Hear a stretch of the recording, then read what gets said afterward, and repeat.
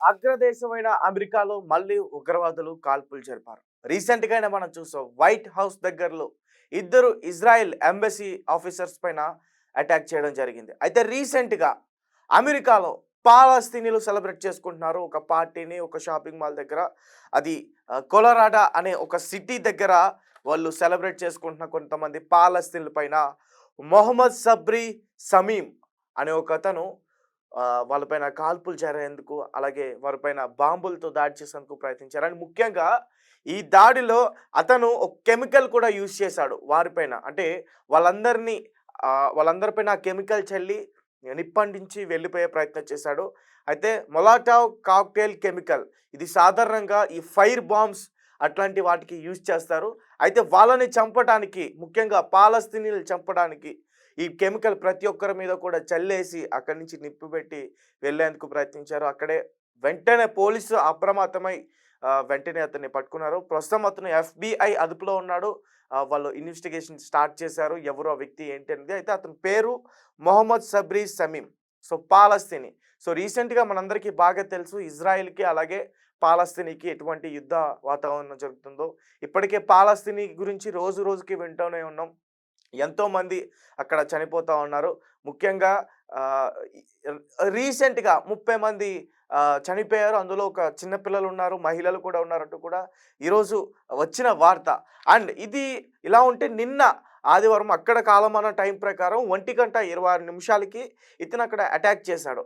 And దీని గురించి పూర్తిగా సమాచారం ఇచ్చేందుకు ఆహ్, అమెరికా పోలీస్ కాష్ పటేల్ కూడా మరింత సమాచారం కూడా ఇచ్చారు మీడియా వాళ్ళకి. అలాగే అక్కడ లోకల్ పోలీస్ అండ్ ఎఫ్‌బీఐ ఇద్దరూ కలిసి ఈ కేసులో భాగస్వామిగా పనిచేస్తా ఉన్నారు.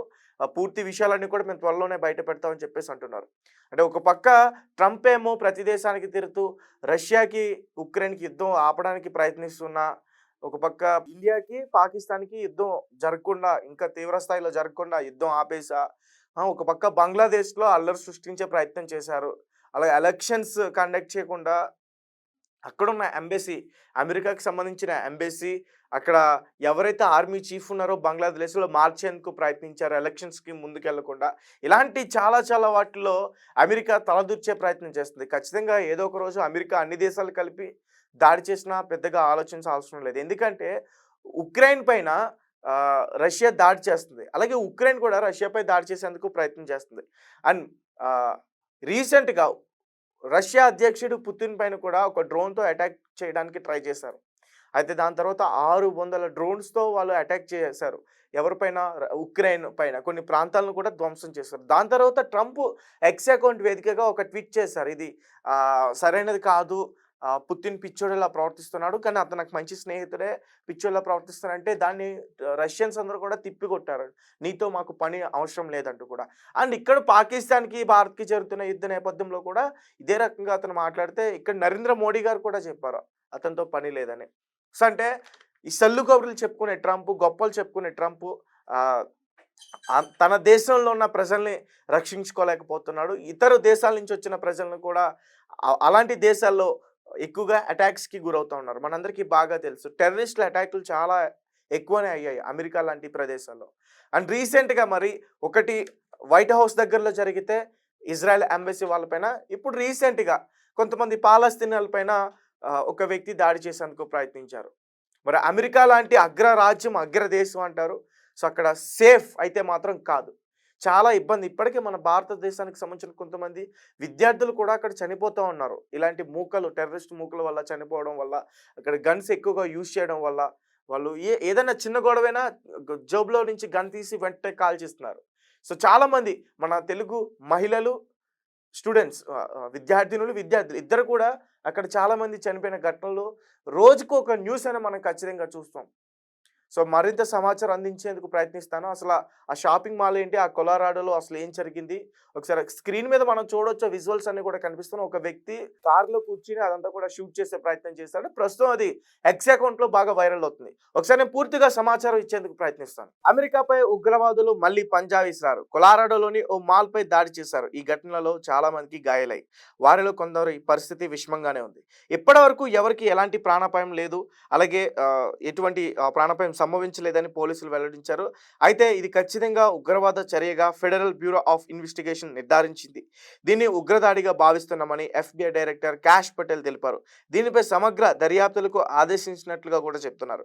ఎఫ్బిఐ ఏజెంట్లు రంగంలోకి దిగారని, స్థానిక పోలీస్ యంత్రాంగంతోనే సమన్వయం చేసుకుంటూ దర్యాప్తు మొదలుపెట్టారని వివరించారు. కొలారాడో బౌల్డర్లో ఒక పెరల్ స్ట్రీట్ మాల్లో ఈ ఘటన చోటు చేసుకుంది. ఆ దేశ కాలమానం ప్రకారం ఆదివారం మధ్యాహ్నం 1:26 ఈ దాడి సంభవించింది. పెరాల్ స్ట్రీట్ మాల్లో ఓ సెలబ్రేషన్లో పాల్గొన్న పాలస్తీనులపై ఓ వ్యక్తి మెలోటోవ్ కాక్టైల్ వంటి కెమికల్ను చల్లాడు. దీన్ని ఫైర్ బాంబ్స్కి ఎక్కువగా యూజ్ చేస్తూ ఉంటారు. 2 పెద్ద బాటిలతో అతను సంఘటన స్థలానికి చేరుకోవడం, హఠాత్తుగా అక్కడున్న వాళ్ళపై దీన్ని చల్లడానికి సంబంధించిన వీడియోలు ప్రస్తుతం సోషల్ మీడియాలో చక్కర్లు కొడుతున్నాయి. ఈ ఘటనలో చాలా మందికి కాలిన గాయాలయ్యాయి. సమాచారం అందిన వెంటనే స్థానిక పోలీసులు ఆ సంఘటన స్థలానికి చేరుకున్నారు. వారిలో కొంతమందిని ఆసుపత్రికి తీసుకెళ్లే ప్రయత్నం చేశారు. అయితే ఈ దాడికి ప్రయత్నించిన వ్యక్తి ఇజ్రాయెల్ మద్దతుదారుడిగా చెప్తున్నారు. ఎందుకంటే రీసెంట్గా మనం చూస్తున్నాం, ఇజ్రాయెల్ వాళ్ళు పాలస్తీన్ల పైన అటాక్ చేస్తున్నారు. చాలా యుద్ధవాతం జరుగుతుంది గత 3 ఏళ్ల నుంచి. అయితే గాజాలో హమాస్ చేరలో ఉన్న ఇజ్రాయెల్ బందీలను విడిపించాలని డిమాండ్ చేస్తూ ఈ దాడికి దిగినట్లు Boulder police chief Stephen Redfearn వెల్లడించారు. బందీలకు సంఘీభావం కూడా తెలియజేస్తూ బౌల్డర్లో రన్ ఫర్ దేర్ లైన్స్ పేరుతో నిర్వహించిన ఓ ర్యాలీలో అతను పాల్గొన్నాడని చెప్పారు. అయితే ఈ ఘటనపై అన్ని కోణాల్లో పోలీసులు దర్యాప్తు చేపట్టి మరిన్ని వివరాలు అందించే ప్రయత్నం చేశారు. అలాగే అతన్ని అదుపులోకి తీసుకున్నామని, విచారణ మొదలు పెట్టామని స్టీఫెన్ చెప్పారు. ఈ కేసులో దర్యాప్తులో కూడా ఎఫ్బిఐ కూడా భాగస్వామ్యమైన విషయం ఆయన నిర్ధారించారు. ఇది ఉగ్రవాద చర్యగా ఎఫ్బిఐ భావిస్తుందని తెలిపారు. అయితే నిందితుడికి 45 సంవత్సరాలు, అతని పేరు మొహమ్మద్ సబ్రీ సోలిమాన్గా గుర్తించామని Denver FBI field officer and special agent Mark Michalek వెల్లడించారు. ఈ దాడిలో మొత్తం 6 మంది గాయపడ్డారు. 45 నుంచి 88 సంవత్సరాల లోపు ఉన్నవాళ్ళేనని అన్నారు. దీన్ని ఉగ్రవాది కోణంలో దర్యాప్తు చేస్తున్నామని పేర్కొన్నారు. అలాగే ఉగ్రవాద సంస్థలతో సంబంధాలపై ఆరా తీస్తున్నట్లు కూడా తెలిపారు. అయితే ఈ ఘటనపై కొలారాడో గవర్నర్ జొరాడ్ పోలీస్ స్పందించారు. బౌల్డర్పై పరిస్థితులను ఎప్పటికప్పుడు నిశ్చితంగా పరిశీలిస్తున్నామని చెప్పారు. ఈ ఉగ్రవాద చర్య వల్ల గాయపడిన వారికి తన సంఘీభావాన్ని కూడా తెలియజేశారు.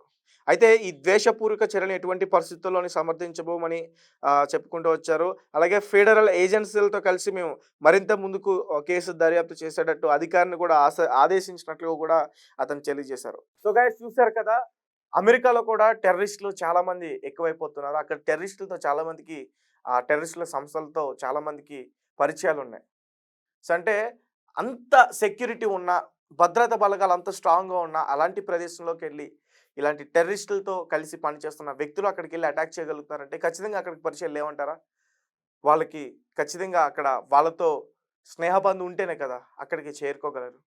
సో కాబట్టి మరి ట్రంప్ వేరే కబుర్లు చెప్తున్నాడు కానీ అతని దేశంలోనే అతని ప్రజలకే, ఇతర దేశ ప్రజలకు కూడా రక్షణ లేదనేది మాత్రం క్లియర్గా అర్థమవుతుంది. అండ్ ఇక్కడి నుంచి అయినా అమెరికా వెళ్ళడం తగ్గిస్తే మాత్రం చాలా మంచిది. అండ్ రీసెంట్గా మోదీ గారు కూడా ఒక పిలుపునిచ్చారు. మన దేశాన్ని అభివృద్ధి చేసుకోవాలి, మన దేశం కోసం కష్టపడాలి, మన ఉత్పత్తుల్ని పెంచుకోవాలి. సో ఒకసారి ఆలోచించే ప్రయత్నం చేయండి. ఒకప్పుడు అందరూ అనుకునేవారు అమెరికా